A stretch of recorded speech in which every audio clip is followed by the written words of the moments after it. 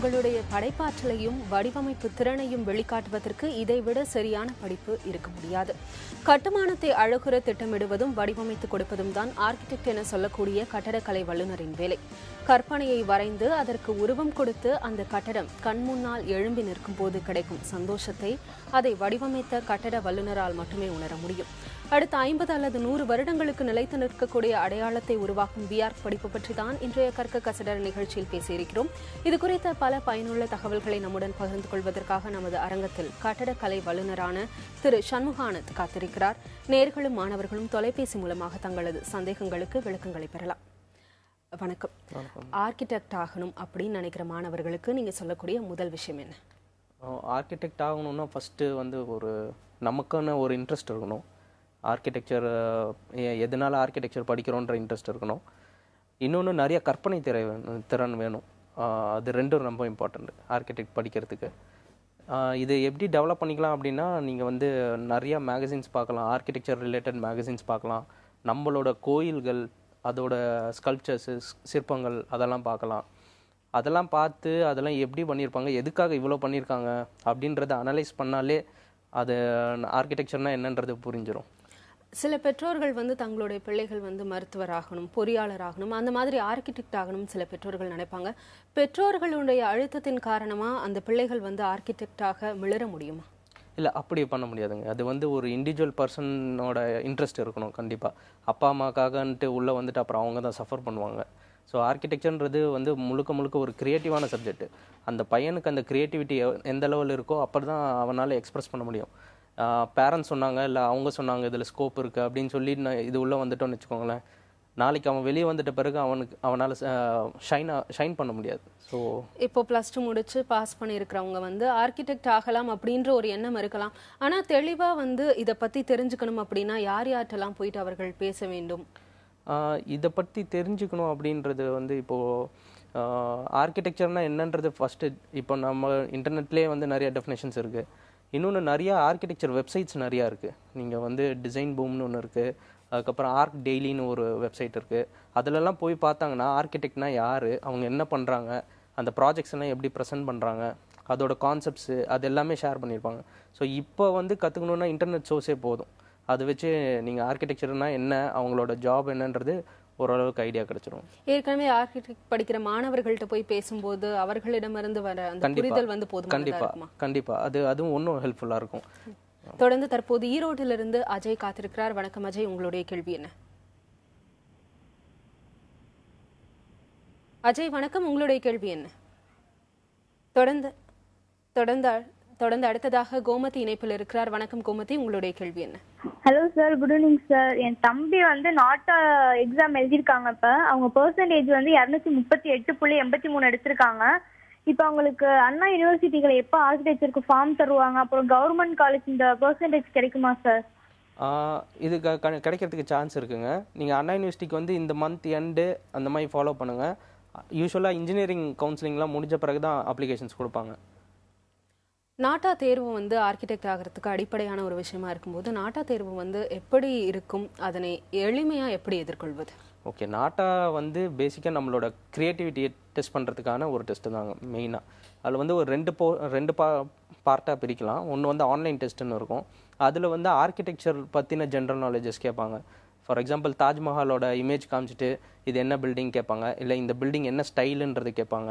So அந்த மாதிரி அந்த மல்டிபிள் சாய்ஸ் உள்ள ஆன்லைன் பேப்பர் தான். மற்ற நீங்கள் ஐஐடியில் எழுதுகிற மாதிரியான ஒரு ஆன்லைன் பேப்பர் தான். இன்னொரு போர்ஷன் மேனுவல் ஸ்கில்ஸை டெஸ்ட் பண்ணுறதுக்கான ஒரு டெஸ்ட்டு. அதில் 3 கொஸ்டின்ஸ் இருக்கும். ஒன்று ஃப்ரம் யுவர் இமேஜினேஷன், நம்ம கற்பனையை பண்ணி அவங்க ஒரு சுச்சுவேஷன் கொடுப்பாங்க, அந்த சுச்சுவேஷன் வரைஞ்சி காட்டணும். இன்னொன்று ஏதாவது காம்போசிஷன்ஸ் கொடுப்பாங்க, ஒரு பேட்டர்ன் எப்படி கிரியேட் பண்ணுறது அப்படின்ற மாதிரி நம்மளோட மேனுவல் ஸ்கில்ஸும் நம்மளோட கிரியேட்டிவிட்டி ஸ்கில்ஸை டெஸ்ட் பண்ணுறதுக்கான ஒரு எக்ஸாம்க்கு டைம்லைன் ஏதாவது இருக்கா? இப்போதான் எழுதணும் அப்படி டைம்லைன் கிடையாது. இது ஆக்சுவலாக கண்டக்ட் பண்ணுறது யாருன்னா கவுன்சில் ஆஃப் ஆர்கிடெக்சர், அவங்க தான் கண்டக்ட் பண்ணுறாங்க. அவங்க ஆகஸ்ட் வரைக்கும் வச்சுருக்காங்க யூஸ்வலாக. ஏன்னா இது ஆல் ஓவர் இந்தியா அவங்க தான் கண்டக்ட் பண்ணுறது. ஸோ அதனால் டைம்லைன்னு ஸ்பெசிஃபிக்காக இல்லை. நீங்கள் அவங்க வெப்சைட்ஸை ஃபாலோ பண்ணலாம், நியூஸ் பேப்பரில் பார்க்கலாம் எவ்வளோ நாள் இருக்குதுன்றது. ஸோ அதை பொறுத்து நம்ம ஃபிக்ஸ் பண்ணிக்கலாம் எப்போ எழுதணுன்றது. இப்போ பிஆர்க் படிக்கணும் அப்படின்னு நினைக்கிற மாணவர்கள் தங்களுடைய கல்லூரிகளை தேர்ந்தெடுக்கிறதுல எந்த அளவு கவனமாக இருக்கணும்? ஓகே, பிஆர்க்கு படிக்கணுன்னா நீங்கள் வந்து ஃபஸ்ட்டு காலேஜஸ் சூஸ் பண்ணுறது, அந்த காலேஜ் எவ்வளோ வருஷமாக ரன் ஆகுது, அப்புறம் அங்கே முடித்தவங்க அலுமினிஸ்லாம் இப்போ எந்த லெவல் பிளேஸ் ஆகிருக்காங்க. இந்த 2 க்ரைட்டீரியா டெஃபினட்டாக அந்த ஸ்டூடெண்ட், பேரண்ட் கிடையாது, ஸ்டூடெண்ட்டு ஒரு அனலைசிஸ் பண்ணியிருக்கணும். இன்னொன்று வந்து நீங்கள் காலேஜஸ் வந்து நல்ல ஸ்டாண்டர்டான காலேஜா, அப்ரூவலான காலேஜா அப்படின்றத செக் பண்ணணுன்னா நீங்கள் ஏஐசிடிஇன்ற ஒரு வெப்சைட் இருக்குது. அந்த வெப்சைட் போனீங்கனாலே உங்களுக்கு அன்அப்ரூவ்டு காலேஜஸ்ன்னு ஒரு காலம் இருக்கும். அதில் போய் பார்த்தீங்கனாலே தெரியும் நம்மளோட நீங்கள் நினைக்கிற காலேஜ் வந்து அப்ரூவல் ஆயிருக்கா இல்லையான்றது நீங்கள் அதிலே செக் பண்ணிக்கலாம். இது ஒரு வே. இன்னொன்று வந்து நீங்கள் இந்த மாதிரி அந்த இன்ஸ்டிடியூஷனுக்கே போயிட்டு அவங்களோட அங்கே இருக்கிற ப்ரொஃபஸர்ஸோ யாரையோ வந்து மீட் பண்ண சான்ஸ் கிடச்சதுன்னா என்ன பண்ணுவாங்க அப்படின்றதெல்லாம் கொஞ்சம் பேசி இன்ட்ராக்ட் பண்ணி இது பண்ணிக்கலாம். தொடர்ந்து தஞ்சாவூரிலிருந்து கிருஷ்ணமூர்த்தி காத்திருக்கிறார். வணக்கம் கிருஷ்ணமூர்த்தி, உங்களுடைய கேள்வி என்ன? ஹலோ, வணக்கம். ஹலோ, என்னுடைய டாக்டர் வந்து பிஆர்க்கு பண்ணுறதுக்காக நாட்டா எக்ஸாம் எழுதியிருந்தாங்க. நாட்டாவில் 121 எடுத்திருக்கிறாங்க. ஓகேங்க சார், சொல்லுங்கள். அண்டு +2ல் வந்து 1058. ஓகேங்க சார். குமுலேட்டிவ் வந்து 297.3 வருது. ஓகே. இது வந்து டாப் அண்ணா யூனிவர்சிட்டியில் உள்ள கவுன்சிலிங்கில் அண்ணா யூனிவர்சிட்டி மெயினில் கிடைக்குமா? ஷாப்பில் கிடைக்கிறதுக்கான வாய்ப்பு இருக்குங்க. நீங்கள் கிடைக்குன்றீங்களா? கிடைக்கிறதுக்கான வாய்ப்பு இருக்குது. நீங்கள் வெயிட் பண்ணுங்க. என்ன அண்ணா யூனிவர்சிட்டியோட கவுன்சிலிங்கில் வரக்கூடிய காலேஜஸ்? மியாசி தியாகராஜா கூட கிடைக்கிறதுக்கு வாய்ப்பு இருக்குது. மியாசி பிசி சார், நாங்கள் பிசி ஆக்சுவலி. அதான் நீங்கள் கிடைக்கிறதுக்கு சான்ஸ் இருக்குது. நீங்கள் பழைய போன வருஷத்தோட இது ஹிஸ்ட்ரி எடுத்து பாருங்க, என்ன கட் ஆஃபில் வந்திருக்குன்ட்டு. அதை வச்சாலே உங்களுக்கு ஒரு ஐடியா கிடைக்கும். பெரும்பாலான மாணவர்கள் அண்ணா பல்கலைக்கழகத்தினுடைய அந்த சாப் கேம்பஸில் படிக்கணும் அப்படின்னு ஆர்வம் காட்டுவதற்கான காரணம் என்ன? ஒன்று வந்து அது ரொம்ப பழைய இன்ஸ்டிடியூஷனு, அது மோர் தென் 50 இயர்ஸ் இருக்குது. அங்கே அண்ணா யூனிவர்சிட்டியோட கேம்பஸ் வந்து அந்த என்விரான்மெண்ட்டே கொஞ்சம் ஒரு நல்ல என்விரான்மெண்ட்டு. இன்னொன்று நிறைய ஹெரிட்டேஜ் இருக்குது. அங்கே நிறைய பேர் பெரிய பெரிய ஆர்கிடெக்ட்ஸ், இப்போ சென்னையில் இருக்கிற பெரிய ஆர்கிடெக்ட்ஸ்லாம் அங்கேருந்து வந்தவங்க தான். ஸோ அவங்களோட இன்ட்ராக்ஷன்ஸ் வந்து இன்னமும் இருக்குது. இப்போ நான் வந்து 50th பேட்ச் அண்ணா யூனிவர்சிட்டியில். எனக்கு வந்து நடத்தினவங்களாம் ரொம்ப பழைய ஆர்கிடெக்ட்ஸ், அதே காலேஜில் முடித்தவங்க. ஸோ அவங்களோட இன்ட்ராக்ஷன்ஸ் வந்து ரொம்ப ஸ்ட்ராங்காக இருக்கும். ஸோ யூஸ்வலாக ஒரு ஆர்கிடெக்சர் கோர்ஸ் வந்து ஒரு நல்ல இது வேணும்னா நிறையா பேர்த்தோட இன்ட்ராக்ட் பண்ணணும், நிறைய எக்ஸ்பீரியன்ஸ் ஆன ஆளுங்களோட இன்ட்ராக்ட் பண்ணணும். ஸோ அந்த ஆப்பர்ச்சுனிட்டிஸ்லாம் அண்ணா யூனிவர்சிட்டியில் கிடைக்கிறதுனால தான். ஆமாம். அடுத்ததாக விழுப்புரத்திலிருந்து ஜெயந்தி காத்திருக்கிறார். வணக்கம், உங்களுடைய கேள்வி என்ன? Hello sir. சொல்லுங்க சார். அது சிவில் இருக்கும் சார், ஒண்ணுங்களா சார் பிஆர்சிக்கு? கேட்கல ஜெயந்தி, உங்களுடைய கேள்வியை மறுபடியும் ஒரு தடவை புரியுற மாதிரி கேளுங்க சார். இப்போ பிஆர்சி இருக்குங்களா சார்? ஆமா. ஹலோ, அது சிவிலும் ஒண்ணுங்களா மேடம்? இல்லை மேம், சிவில் வேற, பிஆர்க் வேற, ஆர்கிடெக்சர் வேற, சிவில் வேற. என்ன வேறுபாடு? சிவில் வந்து ஒரு டெக்னிக்கல் சப்ஜெக்ட், ஓகேங்களா. இப்போ ஆர்கிடெக்ட் வந்து ஒரு பில்டிங் வந்து எப்படி இருக்கணும் அப்படின்ற டிசைன் பண்ணுறது தான் அவங்களோட இது. அதை வந்து எக்ஸிக்யூட் பண்ணுறது வந்து சிவிலோட போர்ஷன் வரும். அதாவது டெக்னிக்கலாக ஸ்ட்ரக்சரல் இன்ஜினியரிங் அந்த மாதிரி ரொம்ப டெக்னிக்கல் டீட்டெயில்ஸை வந்து படிக்கிறவங்க தான் சிவில் இன்ஜினியர்ஸ். ஆனால் கிரியேட்டிவ் பார்ட் வந்து ஆர்கிடெக்ட் தான். நீங்கள் ஹைரார்கி பார்த்தீங்கனாலே ஆர்கிடெக்ட், அதுக்கப்புறம் சிவில் இன்ஜினியர்ஸ் அப்படி தான் வரும். அடுத்ததாக ஜெய் கணேஷ் இணைப்பில் இருக்கிறார். வணக்கம், உங்களுடைய கேள்வி என்ன? வணக்கம் மேம். சொல்லுங்க ஜெய் கணேஷ், உங்களுடைய கேள்வி. சிவில் டிப்ளமோ சிவில் என் தம்பி படிச்சிருக்கான். தொடர்ந்து பேசுங்க. 90% வச்சிருக்காரு. சரி, ஆர்கிடெக்சர் படிக்க முடியுமா? படிக்கலாம் நீங்கள். ஆனால் அந்த நாட்டா எக்ஸாம் எழுதிட்டு நீங்கள் ஆனால் லேட்டரல் என்ட்ரி மாதிரி போக முடியாது. இதை நீங்கள் திரும்ப ஃபர்ஸ்ட் இயர்லேருந்து ஆர்கிடெக்சர் படிக்கணும். ஆர்கிடெக்சர் ஒட்டுமொத்தமாக வந்து இந்த 5 வருட படிப்புல 4 வருடங்கள் வந்து மாணவர்கள் வந்து கல்லூரிக்கு சென்று படிக்க வேண்டியிருக்கும். இப்போது காஞ்சிபுரத்திலிருந்து பாஸ்கர் தொலைபேசி இணைப்பில் இருக்கிறார். வணக்கம், உங்களுடைய கேள்வி என்ன? வணக்கம், புதிய தலைமுறை. சொல்லுங்க சார். சார், என்னோட சொன்ன 167 மார்க் எடுத்திருக்கேன். நாட்டால வந்து 103 எடுத்திருக்கேன் சார். 2 சேர்த்து 270 இருக்கு. சரி. நாங்க வந்து எம்பிசி கோட்டால இருக்கோம். சரி. எங்களுக்கு வந்து எஸ்ஐபியில் கிடைக்க வாய்ப்பு இருக்கா? எதுலங்க சார்? சாப்ல இருக்குங்க சார், சான்ஸ் இருக்கு. ட்ரை பண்ணலாம். நீங்கள் வெயிட் பண்ணுங்க, கவுன்சிலிங் வெயிட் பண்ணுங்க. சாப்க்கு அடுத்தபடியாக கவர்மெண்ட் காலேஜஸ்ல என்ன மாதிரியான காலேஜஸ்ல ஃபெசிலிட்டிஸ், இன்ஃப்ராஸ்ட்ரக்சர்ஸ்லாம் நல்லா இருக்கு? அந்த இப்போ ஸ்பெசிஃபிக்காக சொல்ல முடியாது, ஏன்னா இப்போ நிறைய காலேஜஸ் இருக்குது. நீங்கள் அதான் ஃபஸ்ட்டு நான் சொன்ன மாதிரி ஏஐசிடி வெப்சைட்டில் போயிட்டு அது அப்ரூவ் ஆயிருக்கான்றது ஃபஸ்ட்டு செக் பண்ணிக்கோங்க. அதுக்கப்புறம் காலேஜஸை போய் விசிட் பண்ணி பார்த்தா தான் தெரியும். ஸோ அவங்களோட ஆக்டிவிட்டீஸ் எப்படி இருக்குது அப்படின்றத பார்த்தா தான் சொல்ல முடியும்.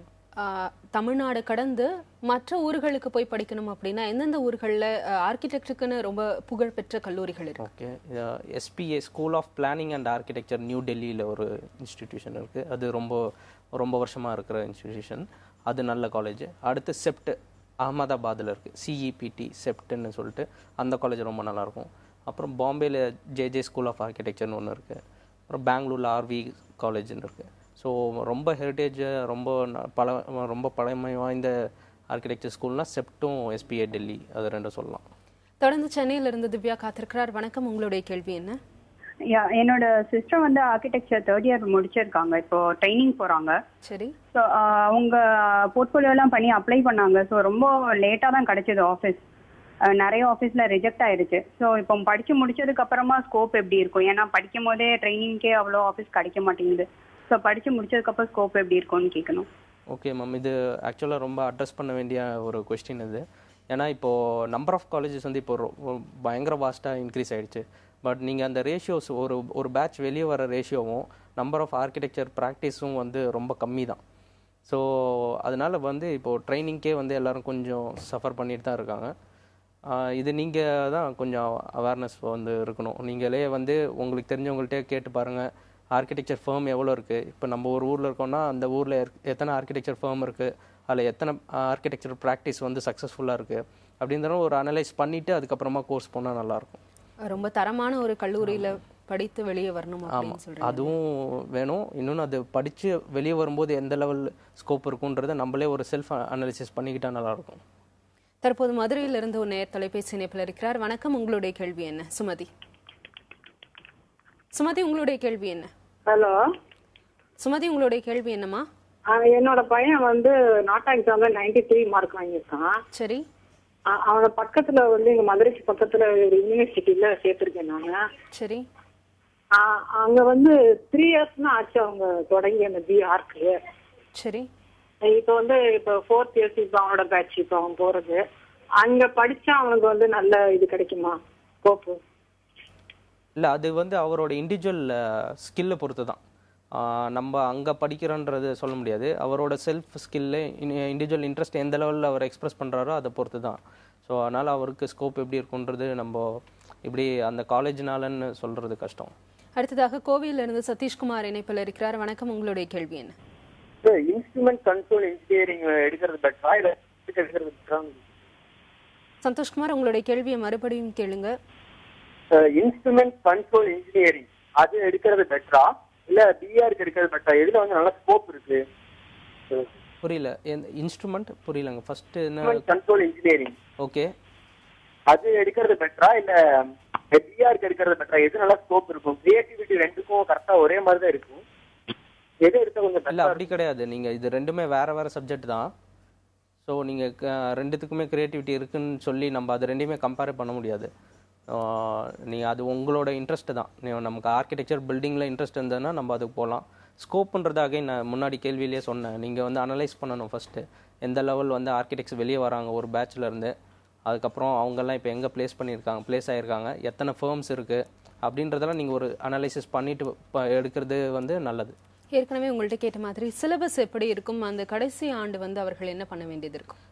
லாஸ்ட் ஃபைனல் இயரில் வந்துட்டு அவங்க தீசிஸ் பண்ணுவாங்க. தீசிஸ்ன்றது 5 வருஷம் படித்ததை அந்த நாலேஜை வந்து அவங்க ஒரு ப்ராஜெக்டாக ஒரு டைட்டில் அவங்களே செலக்ட் பண்ணி அந்த ப்ராஜெக்ட் வந்து ஃபுல்லாக கம்ப்ளீட் பண்ணி அதுக்கான ட்ராயிங்ஸு அப்புறம் வியூஸ் எல்லாமே ப்ரிப்பேர் பண்ணி சப்மிட் பண்ணுறது.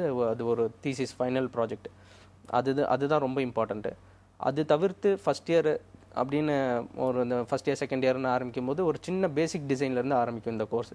ஒரு சின்ன டிசைன்ஸ் இருக்கும். அதுக்கப்புறம் ஒரு ரூமோட டிசைன் வரும், அப்புறம் ஒரு கேம்பஸ் டிசைன் வரும்.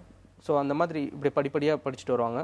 நடுவில் 1 இயர் வந்துட்டு அவங்க ப்ராக்டிஸ் போகணும். அது வந்து இன்டர்ன்ஷிப் வந்து வேறு யாராவது பெரிய ஆர்கிடெக்ட் ஃபர்முக்கு வந்துட்டு இவங்க போர்ட்ஃபோலியோன்னு ஒன்று சப்மிட் பண்ணணும். அதாவது இது வரைக்கும் என்னெல்லாம் பண்ணியிருக்காங்களோ அது ஒரு ரிப்போர்ட் மாதிரி ரெடி பண்ணி அங்கே ரெஸ்யூம் அப்ளை பண்ணி அந்த 1 இயர் இன்டர்ன்ஷிப் அட்டன் பண்ணிவிட்டு முடிச்சுட்டு வந்து அவங்க ஃபைனல் தீசிஸ் பண்ணணும். தொடர்ந்து தஞ்சாவூரிலிருந்து சுதா இணைப்பில் இருக்கிறார். வணக்கம் சுதா, உங்க கேள்வி என்ன?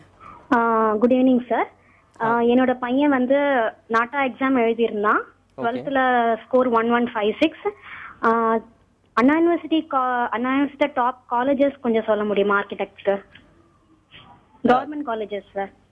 இல்லை டாப் காலேஜஸ்ன்றது அது நீங்கள் ஏஐசிடியில் தான் பார்க்கணும். இங்கே ஃபஸ்ட்டு அதில் போய் ஏஐசிடி வெப்சைட் போங்க, அதில் அப்ரூவ்டு காலேஜ் என்னென்ன இருக்குன்றதை பாருங்கள், அன்அப்ரூவ்ட் காலேஜஸ் என்னென்ன இருக்குன்னு பாருங்கள். அது அன்அப்ரூவ்டு இருந்ததுன்னா அதை விட்டுட்டு நீங்கள் மற்றது எல்லாமே நீங்கள் கவுன்சிலிங்கில் ட்ரை பண்ணலாம். அடுத்ததாக கிருஷ்ணகிரியிலிருந்து கோவிந்தராஜ் காத்திருக்கிறார். வணக்கம், உங்கள் கேள்வி என்ன?